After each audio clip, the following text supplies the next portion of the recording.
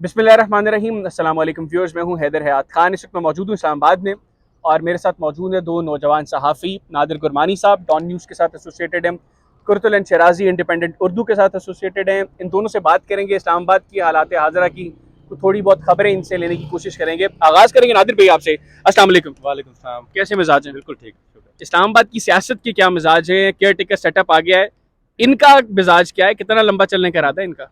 देखें, जब ये जो असेंबली है ये तहलील करने जा रहे थे तो उस वक्त भी ये सवालात उठाए जा रहे थे कि इलेक्शन कब होंगे, आपको मालूम होगा। फिर ये बात चली कि असेंबली तहलील हो ताकि हुकूमत को 90 रोज़ मिल जाएं, बजाय कि 60 रोज़ में आप इलेक्शन की तरफ जाएं।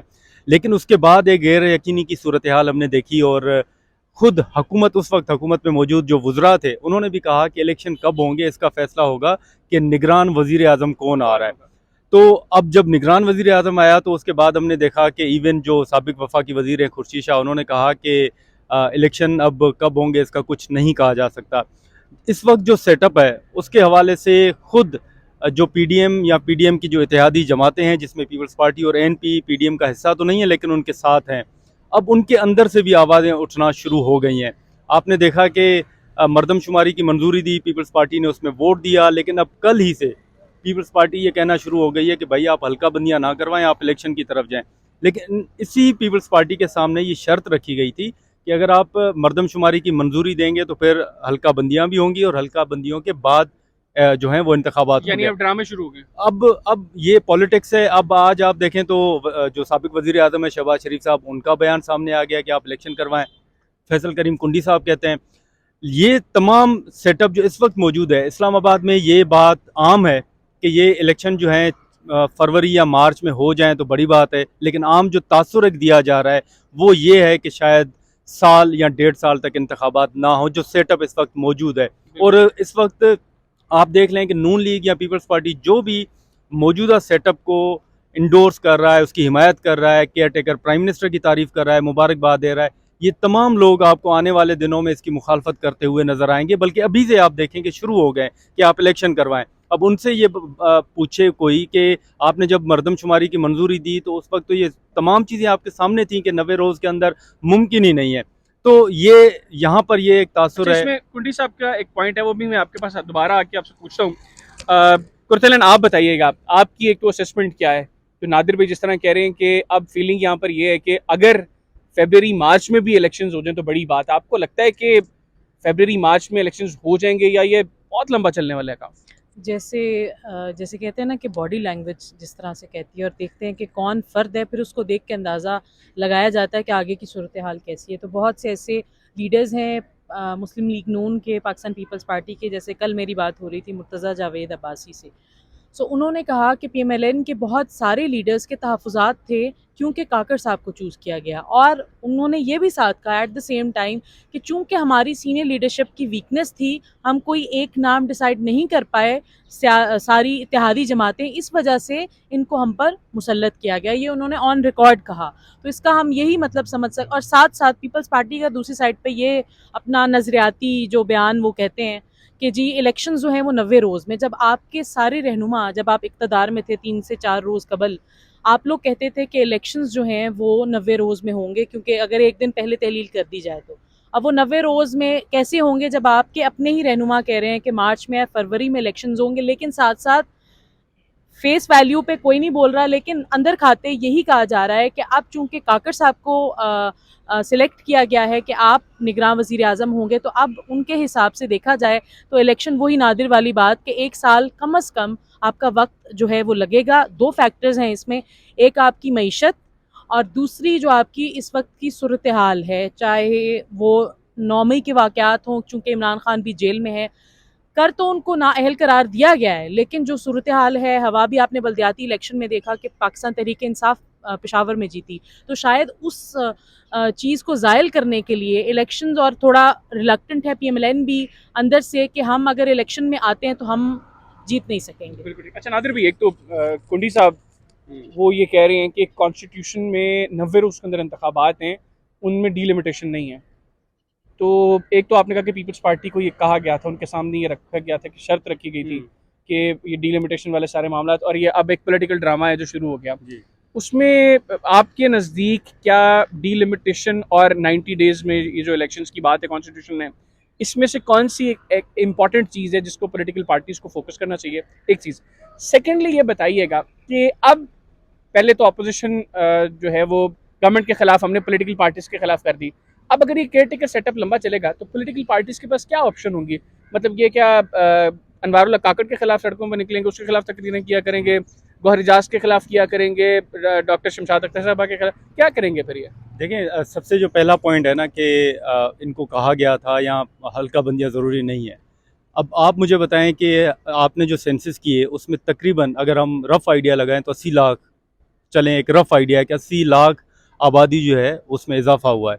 तो अगर आप हल्का बंदियाँ नहीं करवा रहे तो क्या आप उन 80 लाख अफराद को वोट के हक से महरूम रखेंगे, जो कि नहीं रखना चाहिए। एक भी फ़र्द को वोट के हक से महरूम नहीं रखना चाहिए। तो ये पीपल्स पार्टी का मुतालबा जायज़ नहीं है। सेंसस के बाद मरदमशुमारी के बाद ये होना है, डीलिमिटेशन होगी।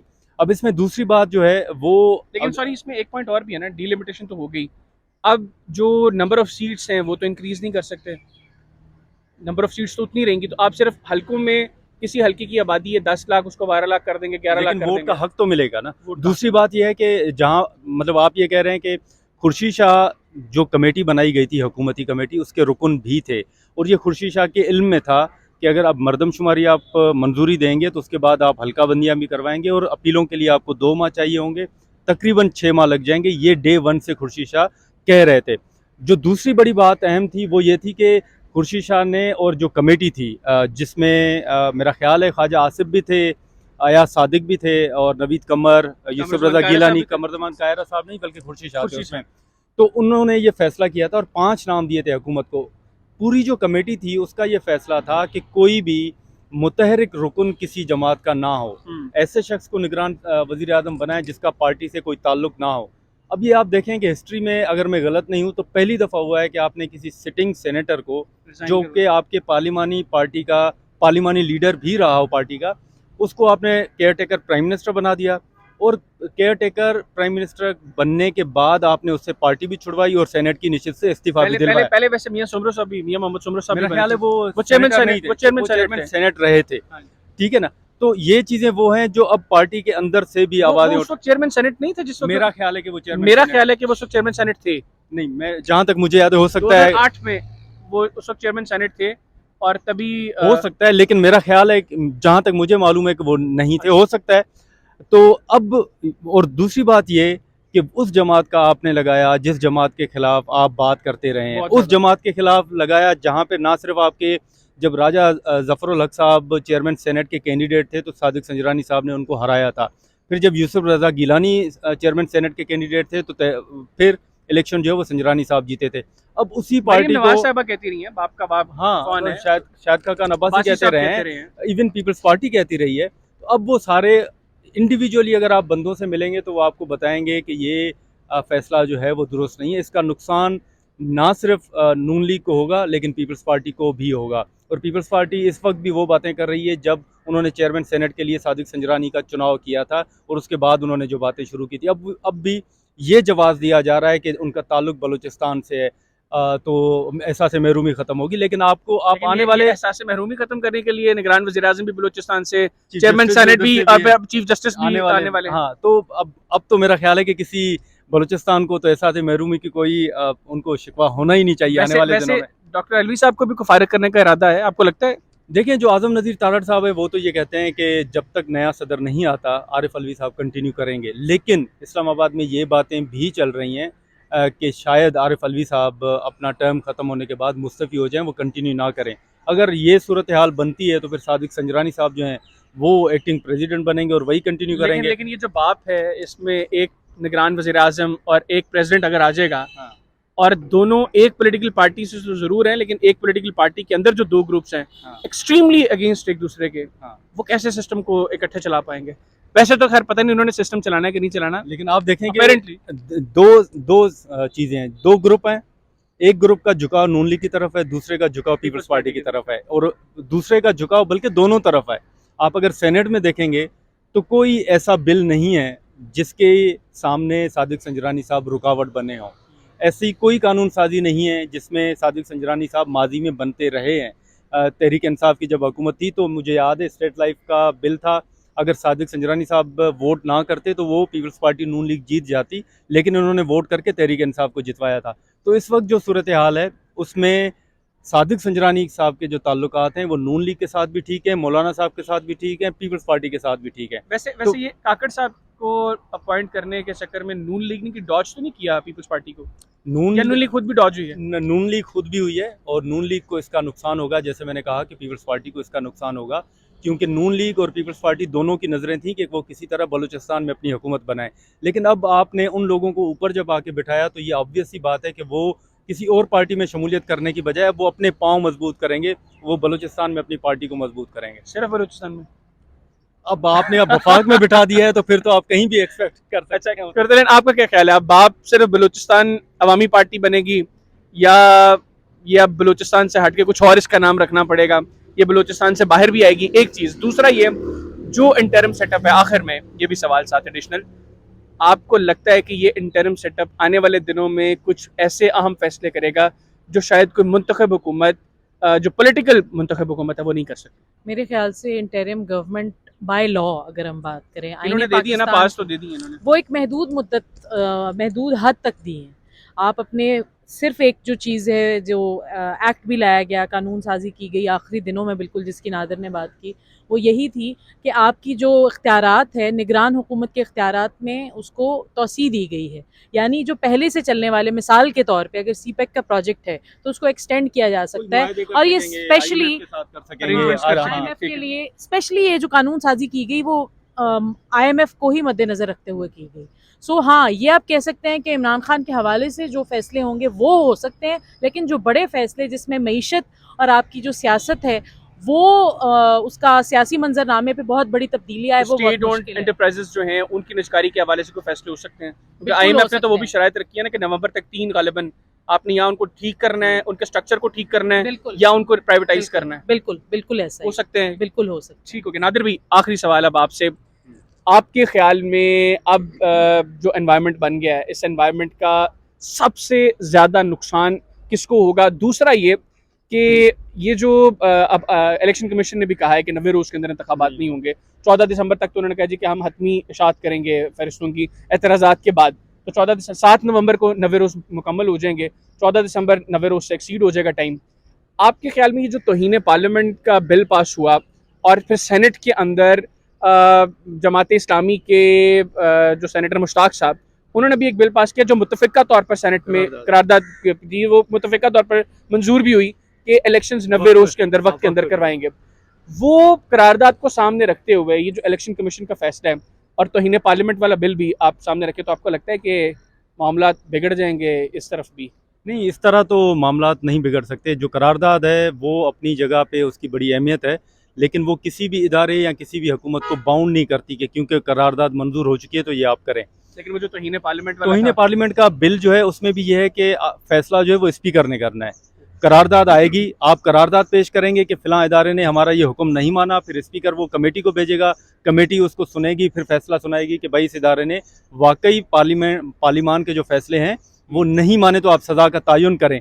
लेकिन इस वक्त तो तमाम जमातें खुद बैठ के कह रही हैं कि 90 रोज़ में इलेक्शन नहीं होंगे। तहरीक इंसाफ भी कह रही है और ख़ुद आपने मरदमशुमारी की मंजूरी दी। अब आपने जो नई कानून साजी की है उसमें इलेक्शन करवाने का जो इख्तियार है पहले सदर के पास था, अब इलेक्शन कमीशन के पास है। तो अब पीपल्स पार्टी हो या नून लीग हो, वो चाहते हुए भी ये क्लेम नहीं कर सकते कि हम चाह रहे हैं लेकिन इलेक्शन कमीशन इलेक्शन नहीं करवा रहा। आपके ख्याल में इस सारे सेटअप का सबसे ज्यादा नुकसान अगर किसी पार्टी को होगा वो कौन है? नुकसान बेनिफिशियरी तो बीएपी है। नुकसान जो है वो तमाम जमहूरी जमातों को होगा, वो पीपल्स पार्टी को भी होगा, वो ANP को भी होगा, वो नून लीग को भी होगा, वो मौलाना साहब को भी होगा। और ये वो सारे लोग हैं जिन्होंने 2018 में गलती की थी और 2018 में जो फैसले किए उसके बाद जो नतीजा उनका निकला, जो जेलों में गए, अब मेरा ख्याल है कि वो हिस्ट्री जो है रिपीट होगी। अख्तर मेंगल साहब की असेसमेंट्स बिल्कुल दुरुस्त हैं। अख्तर मेंगल साहब की असेसमेंट भी बिल्कुल ठीक है, लेकिन उस हवाले से भी सवालात उठ रहे हैं कि अख्तर मेंगल साहब जब इस हुकूमत में आए तो आखिर कौन सा मुआहदा था मिसिंग पर्सनस के हवाले से, कौन सी वो शराइत थी जो तकरीबन 4.5 साल तक इमरान खान साहब हल नहीं कर सके और PDM की हुकूमत ने उनको यकीन दयानी करवाई थी। अब तो वो कहते हैं कि जो बाजवा साहब को एक्सटेंशन दी गई, शायद उसके बदले उन्होंने 150 अफराद को रिहा करवाया, तो ये तो उसके बदले में हुआ। जब ये इन्होंने खान साहब को छोड़ा तो उसके बदले में एग्रीमेंट्स थी क्या उनकी, तो ये एक अलग बात है। लेकिन इसका नुकसान होगा, और ख़ुद जैसे मैंने पहले कहा कि जो पीडीएम की इत्तेहादी जमातें हैं वो इस वक्त खुद परेशान हैं कि ये जो फैसला हुआ है वो किस तरह हुआ है। बहुत से नून लीग के ऐसे फैसले हैं, जैसे इन्हीं ने बताया कि जो मुर्तज़ा जावेद अब्बासी साहब हैं वो कह रहे हैं कि कहा गया था कि आप इत्तेफाक राय पैदा करें, नहीं तो फिर हम नाम दे देंगे। तो नाम वहीं से जहाँ से राय नहीं हुआ, नहीं हुआ, और जहाँ इशारा किया जाता है वहीं से नाम आया, और मेरा ख्याल है कि इसका नुकसान होगा तमाम जमातों को। बहुत शुक्रिया। आप देखेंगे कि मरियम नवाज साहिबा अब आपको एक बार फिर फॉर्म में नजर आएंगी। किसके खिलाफ? किसी के खिलाफ भी, ठीक है ना। इंतखाबात हमारे मुल्क में तभी जीते जाते हैं या नैरेटिव बनाया जाता है जब भी एंटी इस्टेब्लिशमेंट नैरेटिव जो है, हर इलेक्शन से पहले आपने नोट किया होगा, या जो अपोजिशन जमात है वो ये एंटी इस्टेब्लिशमेंट नैरेटिव, इस चीज का अंदाजा हो गया कि हमने इलेक्शन जीतना तो एंटी इस्टेब्लिशमेंट नैरेटिव हमें हर अडॉप्ट करना पड़ेगा। हाँ, वो तो खैर एक तासुर दिया जाता है ना कि हर, जैसे मेरा ख्याल है, मुझे नाम खैर जहन में नहीं आ रहा, उन्होंने एक ट्वीट किया, हुसैन हक्कानी ने ट्वीट किया था कि पाकिस्तान में जो जमातें हैं वो बनती इस्टेब्लिशमेंट की मदद से हैं, लेकिन जो इलेक्शन है वो एंटी इस्टेब्लिशमेंट के नैरेटिव से जीतती हैं। तो ये एक बार फिर आपको उधर ही, आपने सुना कि लास्ट जो सिटिंग थी कौमी असम्बली की, उसमें बिलावल की आप स्पीच उठा के देख लें, आपको समझ आ जाएगी। जाते जाते शायद खाकान अब्बासी साहब ने क्या कहा कि बदतरीन असम्बली थी। अब आप नून लीग वालों से बात करें, वो कह रहे हैं कि फैसले नहीं हुए। शायद खाकान अब्बासी साहब कह रहे हैं कि बिल्स जो मंजूर हुए वो हमने पढ़े ही नहीं।